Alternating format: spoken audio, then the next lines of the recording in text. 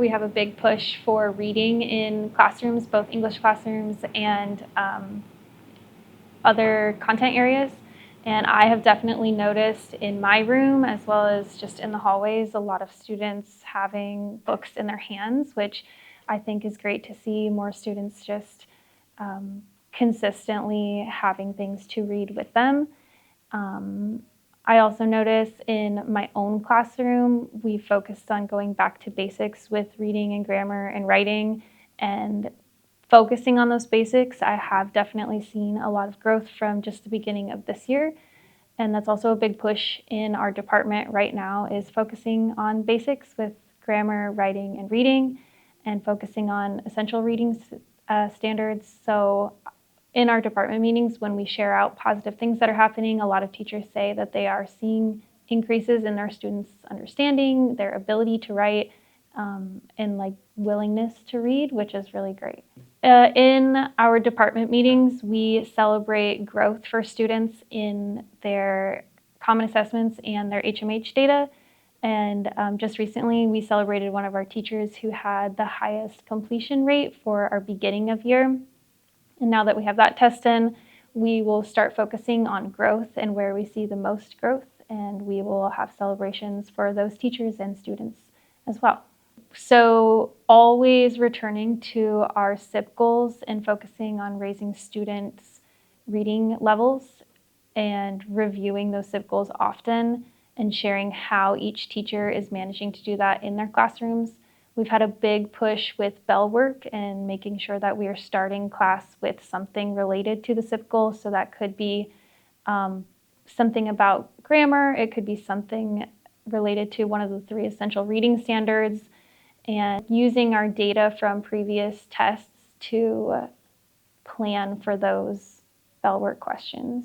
So there has been a huge focus on reading here at Snyder this year. All teachers are incorporating some sort of literacy into their classrooms. Last year, the burden was really placed on our ELA teachers, but this year we agreed to all pitch in and have instructors from all content areas do some type of reading, writing, or some sort of literacy activity in their classrooms. And I think students are responding really well. Students love going to the library. There are a lot of cool opportunities for our students to get engaged in reading and literacy. Our media specialist is really great about putting on exciting events or special occasions in the media center to draw those kids in. And so they're getting a lot of great opportunities that they can really only get here at Snyder. For example, our librarian is having an actual author come in to talk about her book today. And the kids get to meet somebody who is like them, who comes from a similar background and has found success with writing. So that's a great opportunity for them. Teachers who are not just English teachers are using our HMH reading data to help track their students' literacy progress this year. For example, our social studies department is using HMH beginning of year data to see where their students' lexiles are at, to track how much they've grown, and they're doing reading in their classrooms and they're committing to that. So that's amazing. We have a math teacher here who does 15 minutes of reading multiple times a week with his students. So just seeing our teachers commit to reading in non-English classrooms is a huge win for us. Our media specialist invites first graders from Glenwood to walk over to the library, and she does this on Fridays, but sometimes a couple of days a week. And then she invites any 7th period class to come and read to the first graders. So we have a couple of science teachers who actually bring their 7th period students down regularly, and they partner up with one of the little first graders and they read to them for the class period. So that's a great way that they are celebrating literacy from the elementary school all the way up through the high school, and volunteering their time to do that helps students see how valuable reading is for kids. So I have 9th grade world history this year for at least half my schedule, for half my schedule, not at least half my schedule. And so I knew that from last year, the data was about 25% of the kids are reading where we should be. So when we came in, we were very, very diligent at telling the kids, We know that you're not where you should be. And we did not shy away from the fact and trying to hide it, like kind of veiling it, like, well, it might be okay, that we just were very blunt about we are not where we should be. And so from there, we really moved forward and said we're going to do full court press. We're going to read every Friday, 30 minutes. And we are bringing in treats. So we have lots of candy and pretzels and animal crackers and fun things for them if they're doing their job. And then they have to come up, and if they can give me some more that they've read, I'll take the book and say, give me some things that you read. If they can do that, then they'll get even more of a treat. Sometimes we give stickers, but the librarian several years ago bought these books for us called You Wouldn't Want to Be A, and they're really at more of an elementary level, but it's all actual history. And in it, they're kind of done in a fun graphic way. So all of the kids, they start out being like, whatever. And then I heard a kid say the other day, I actually like these books. Like, yes. So it's getting them interested in reading it all. And then once they've read a book for me, then they can do a choice reading. And then the librarians also, she did not have them yet, but she purchased the next level up, which are more like chapter books. But they're basic history so that they can read them and understand the content. And they're great, especially for our ELL kids that just don't understand the language. And so having it in their language, the back there's a glossary, there's definitions to help them kind of move along. Sometimes I have an assistant in here, he'll bring a kid back and they'll have the kid read it out loud to him so that he can kind of go through it with them. And if they get on a word they don't know, a lot of times kids just skip the words they don't know, but it'll have them like sound it out and work through it with them. So that helps them. So our job is just to say, hey, we're going to use our content to help us all read. The better we read, the better off we are in all areas. So we're just going to really, really read it. And then I just got the data from my specific kids from last year. And I just got a class of 30 and 6 kids were where they should be.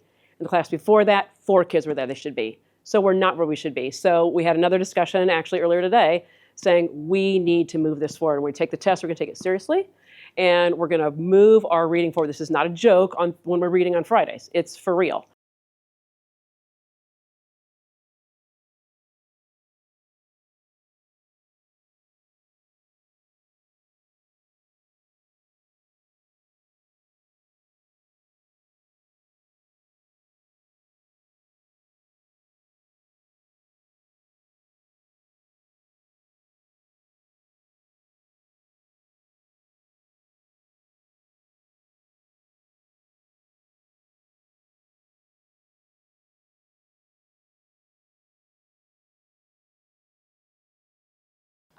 So a big thing is with our Read 180 classes, I think kids have gained a lot of confidence throughout them.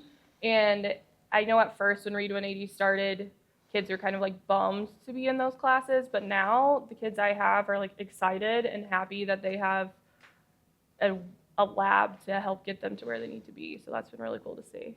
I've seen a lot of the supports in that class actually play out in our language arts classes, especially when it comes to like essay writing.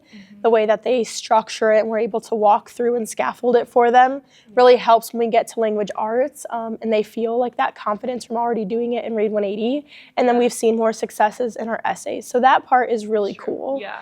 So our mid-unit test, it's just been very nice to see the pre-test and then the mid-unit and how the kids are connecting the things we've done in the classroom, and you've seen that improvement already, which I think is really nice with it being first quarter still.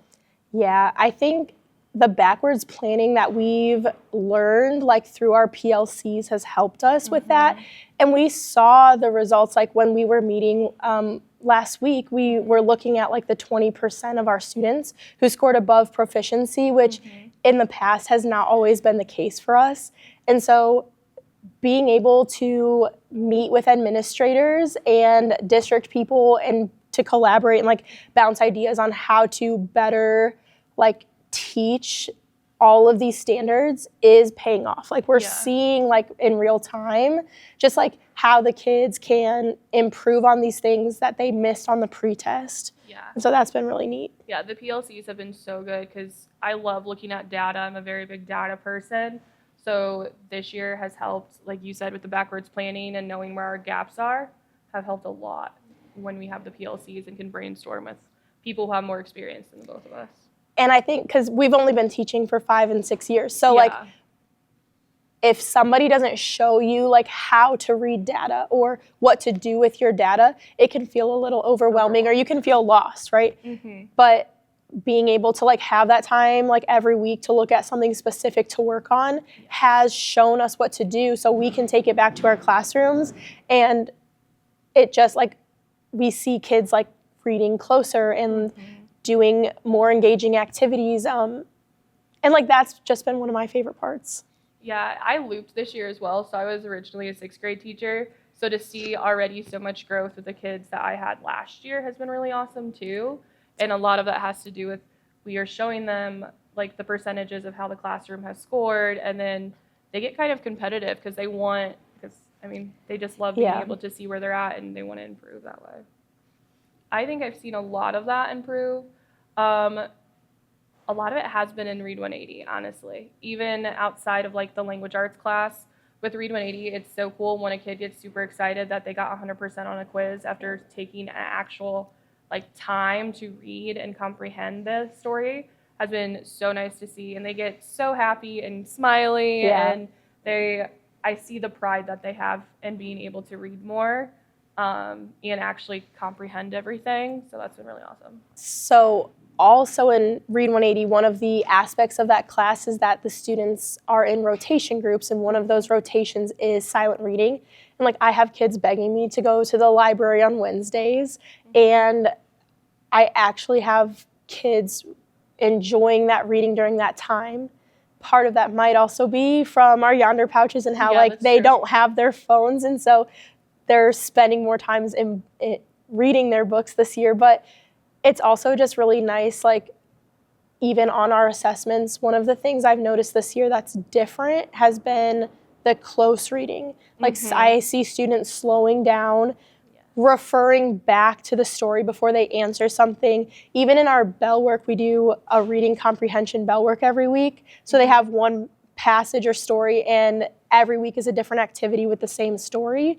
And so kids will have to refer back to it, like if it's been 2 or 3 days since they've read the story. And I have students who have struggled already this year. I've seen them struggle in ELA, but then take the time to like look back and find the answer. And then we see that confidence again. So little strategies like that have really helped them. And when they feel like excited about getting something right, like you said, that helps a lot. Yeah, the positive reinforcement we've been able to give kids as they have grown in the confidence of reading has boosted them even further to like, okay, I want to read more so I can understand this. And our next unit, we have a novel study, and I'm used to kids being like, oh my gosh, you have to read a book. But this year, they've actually been looking forward to it. So that's been really nice to see. I think I just want to like reiterate how beneficial these PLC meetings have been. Like, and I can't lie, when we were told we were going to meet with administrators and curriculum people every week this school year, I think we were nervous. We were feeling a little overwhelmed, but I really look forward to that time. And that's like a genuine statement. Like I shouldn't just say we bring our materials to these meetings, and we are excited to show what our kids are doing. Or when we have a lesson or a standard, and we are not sure the best way to teach this because like either we tried something and it didn't work, or we want to get better results because they didn't score well on the pretest. Like we are able to meet with experts in the field every single week. Like our administrators and the district people and our instructional coach like are able to collaborate and like give us such good ideas, and that's been the most impactful. Yeah, I love having those because of that. Like we will literally text each other if we're absent on our PLC day and be like, I'm so mad I'm like missing what that. happened. Like I was like, we are actually looking forward to it. I was honestly terrified having to do these PLCs at first, just because imposter syndrome can be a real thing. But yeah, sitting down with our curriculum coach, our principal, and then one of our vice principals or people from downtown, like it's so amazing to be able to do that. And I would not trade that for anything. It's been so nice. It doesn't always feel like administrators are accessible because they have so many things they have to do. And this is like an hour every week where we get their undivided attention. And that has just been so nice. I think that also has helped me gain confidence in the classroom, because when Heron would come in and do like stop bys and then like take notes or whatever for an observation, he did that this year, and it was the least stressed I ever felt with having him in the classroom. And a lot of that I know is a testament to our PLCs. Because it's like we'll talk about something in these meetings, and then we see an admin walk by, and I almost like want them to like come see how we're implementing that. Like I waved Mr. Harrinan the other day to see a whiteboard like vocabulary and context activity we were doing. So rather than those like brief observations seeming like a scary thing or like, oh my gosh, like I hope I'm doing like something the best I can, like I know that I am, and like I want them to see that we're implementing what we talk about. So that's a good point too.